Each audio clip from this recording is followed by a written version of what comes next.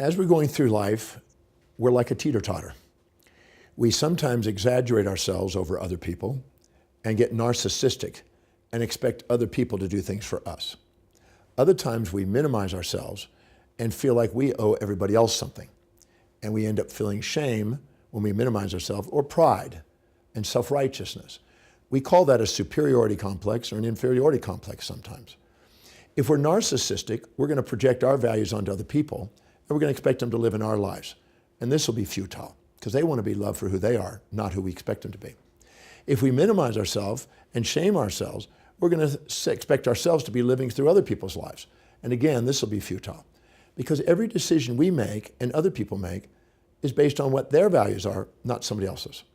And when we live according to our own values, we end up having the most fulfillment in life. When we live according to our highest values, we have the most objectivity, most even-mindedness, most authenticity. We live by lower values or other people's values, we have the most subjectivity, most biased attitude. That's where we end up being oscillating and unstable and emotional. If we want to stabilize our life and center our life and be most authentic, we have to stay focused on what's really most important to us and not trying to get other people to be us, nor us to be like anybody else. We have to be us and let other people be them. Everybody wants to be loved and appreciated for who they are, including you and the people around you. Allow that to happen, and you're more stable, you're more focused, you're more fulfilled, and you don't have these vacillations and oscillations.